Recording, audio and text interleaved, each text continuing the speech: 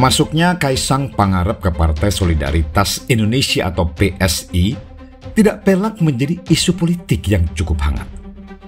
Tidak sebanding dengan loncatnya Muhaimin Iskandar dari kubu Prabowo demi mendampingi Capres Anies Baswedan. Juga lebih menarik perhatian dibanding hengkangnya Agus Harimurti Yudhoyono (AHY) dari Koalisi Perubahan untuk berlabuh ke Prabowo yang sudah membentuk Koalisi Indonesia Maju. Bagi Prabowo ibarat ada yang pergi, ada pula yang datang. Itu biasa. Saya sih biasa aja, dosisnya masih rendah lah, dosisnya. Nggak sebanding dituduh PKI, anti Cina, anti Islam, plonga-plongo.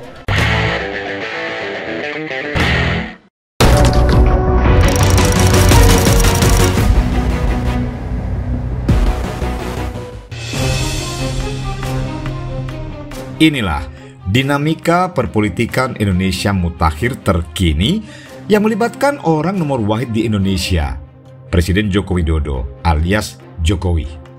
Kok bisa? Ya karena Kaisang adalah putra bungsu sang presiden yang dikenal sebagai pengusaha sang pisang. Kaisang bukan orang biasa. Meminjam istilah jurnalisme, dia adalah prominent person. Dia adalah something. Selain pengusaha muda kreatif yang sukses, dia terikat dengan ayahandanya sebagai presiden. Bila Kaisang bukan anak presiden, kembali meminjam istilah media, dia tetaplah nothing. Maka merapatnya Kaisang ke PSI dan 3 hari kemudian malah didapuk jadi ketua umum partai menggantikan Giring Niji. Ini jelas semakin menghangatkan suhu politik yang sebenarnya sudah panas. Dalam konteks perparpolan, PSI yang baru didirikan tahun 2014 lalu, ini berulah anak bawang. Tapi yang namanya bawang, ya cukup pedas juga kalau kena mata. Khususnya mata PDIP. Mengapa dengan PDIP? Bukankah ada partai pendatang baru seperti Gelora dan Partai Umat yang head to head dari sisi usia partai? Inilah nyebelinnya PSI berdasarkan kacamata PDIP. Karena partai ini konfrontatif dengan PDIP yang membuat Megawati Soekarno Putri selaku Ketua Umum dan Sekjen Hasto Kristianto kerap terpancing emosi untuk meladeni partai kemarin sore itu. Sebagai partai milenial, memang tidak terlalu banyak diharapkan melahirkan politikus jempolan, ya minimal untuk saat ini.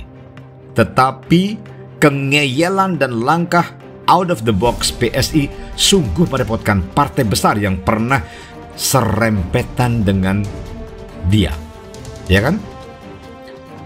Berseterunya PSI dengan PDIP ibarat pepatah mengencingi sumur air Zam-Zam.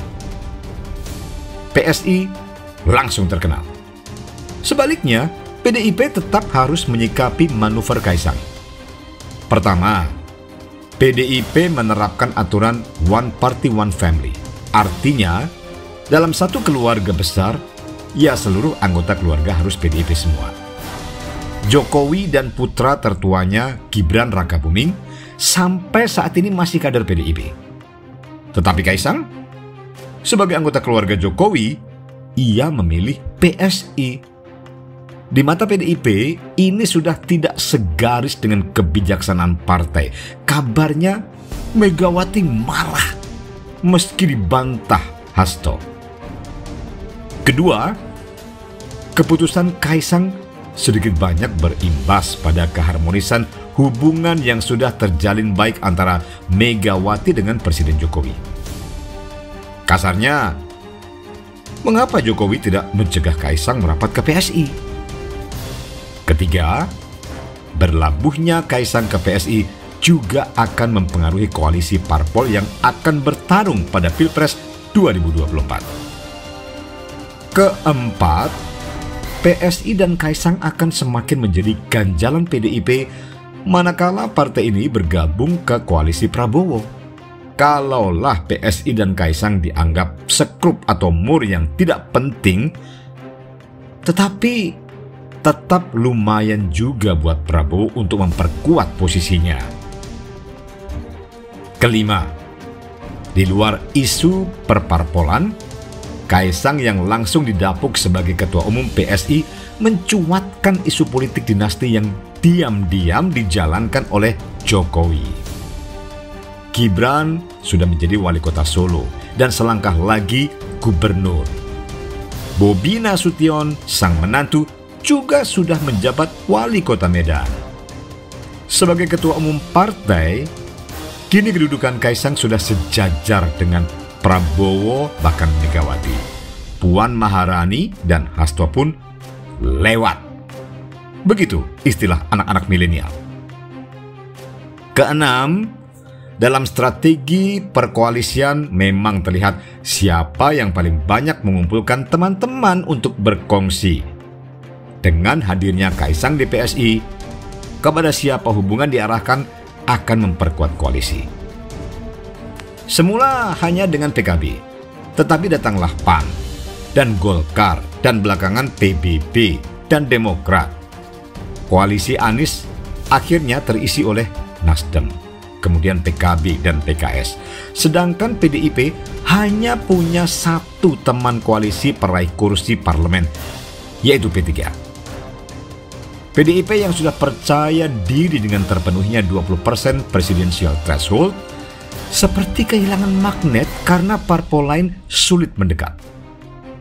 Potensi Demokrat dan PSI untuk menjadi anggota koalisi PDIP sebenarnya besar, tetapi terabaikan begitu saja oleh PDIP karena itu tadi, percaya diri yang tinggi. Padahal dengan kekuatan partai peraih kursi parlemen, secara kasat mata Prabowo lah yang unggul dibanding Ganjar Pranowo dari sisi kekuatan partai pendukung, meski dari sisi elektabilitas capres Ganjar masih mengatasi Prabowo. Faktor Jokowi penting dan menentukan kemana arah dukungan Jokowi ditujukan. Dengan serta-merta ada kenaikan elektabilitas yang signifikan, baik bagi Ganjar maupun Prabowo, tergantung telunjuk Jokowi mengarah. Ya mungkin dalam pandangan Jokowi, apa sebaiknya Ganjar dan Prabowo merger saja? Mumpung mereka belum menunjuk masing-masing cawapres. Dengan komposisi Ganjar-Prabowo atau Prabowo-Ganjar, Pilpres bisa dihemat karena akan berlangsung satu putaran saja. Tetapi menyatukan dua capres ini ternyata tidak mudah. Ya Pak, berarti parpol lain harus waspada dengan kami. Ya ditanyanya ke Caimin, kenapa waspada ke kita, kok malah tanyanya ke kami. Masa waspada.